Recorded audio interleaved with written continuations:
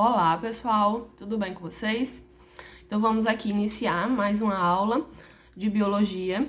Hoje falando sobre reino plantae ou reino metafita, ou simplesmente, reino das plantas ou reino vegetal.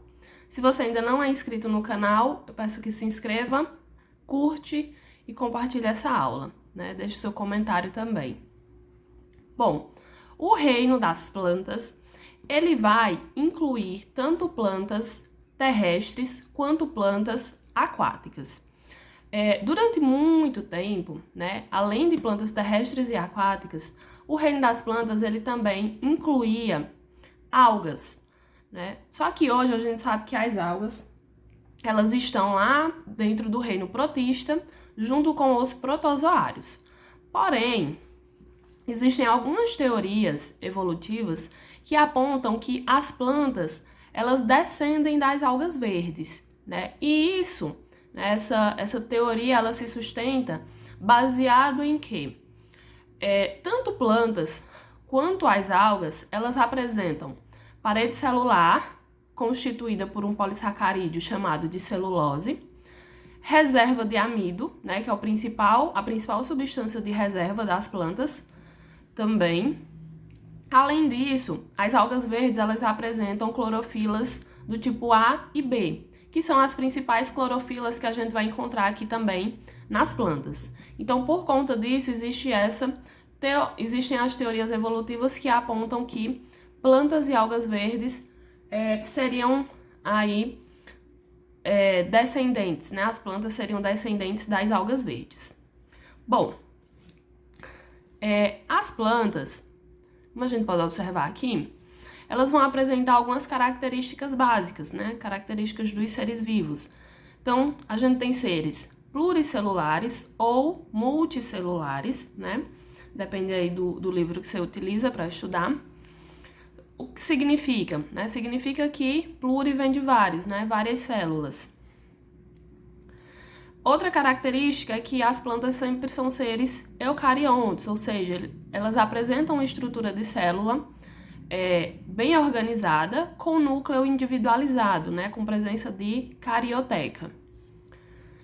São seres autotróficos, ou seja, elas sintetizam os nutrientes dos quais elas necessitam para a sua sobrevivência e elas fazem esse processo de nutrição através da fotossíntese, Então, são seres autotróficos e fotossintetizantes. Sendo que os principais pigmentos, de absorção de luz das plantas são as clorofilas A e B, porém não são as únicas. A gente precisa saber que as plantas elas podem apresentar outros pigmentos que fazem a absorção de luz também, como por exemplo carotenoides, como por exemplo xantofilas. Certo? As clorofilas A e B, elas geralmente são responsáveis por essa coloração verde que a gente encontra, na maioria das plantas, Mas a gente sabe que as plantas elas podem variar, em relação à coloração. A coloração verde ela é a mais comum. A gente precisa saber também que as plantas elas vão apresentar uma estrutura corporal adaptada para esse modo de vida autotrófico. Por quê? Diferente dos animais, as plantas elas não têm necessidade de caçar, Como, por exemplo, a maioria dos animais fazem. Então, todas as estruturas, os órgãos das plantas, eles vão ser adaptados para esse modo de vida autotrófico, de modo que as plantas elas geralmente vão apresentar uma estrutura bem vasta, com raízes grandes, que se alargam bastante, porque isso vai facilitar o processo de absorção de água e de sais minerais, além de uma copa também bastante vantajosa, para que elas consigam ter uma boa superfície de contato para conseguir fazer a absorção de gás carbônico, que também é importante para o processo de fotossíntese. Bom, as plantas, elas podem ser classificadas de duas formas. Só um minuto. nós temos aqui duas classificações básicas para as plantas. As plantas, elas podem, né, a gente vai dividir as plantas, de modo geral, em 4 grupos. Elas são organizadas nesses 4 grupos. A gente tem as briófitas, que são as plantas mais simples. Depois nós vamos ter pteridófitas, vamos ter gimnospermas e as angiospermas, que a gente diz que são as plantas superiores, né? Sendo que as briófitas são as mais simples e as angiospermas vão ser as plantas maiores, ou também consideradas, como eu já falei, plantas superiores. Nós vamos ter essas duas classificações, né? Essa que está desse lado e mais essa. Essa primeira classificação aqui é com relação à estrutura reprodutora. As plantas criptógamas são aquelas que a estrutura reprodutora da planta ela é pouco aparente ou pouco visível.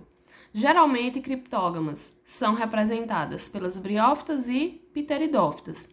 São plantas que as estruturas reprodutoras, elas são pouco visíveis, né? Até, por exemplo, no caso aqui das briófitas, a gente tem plantas que são bem pequenininhas também, né? Então, a estrutura reprodutora dela também vai ser pouco visível. Já no caso de fanerógamas, a gente tem plantas que vão ter estrutura reprodutora mais visível, né? Então, esse é o primeiro critério em relação à classificação de criptógamas e fanerógamas. As fanerógamas, no caso, gimnospermas e angiospermas. As gimnospermas vão apresentar um estróbilo e as angiospermas vão apresentar as flores.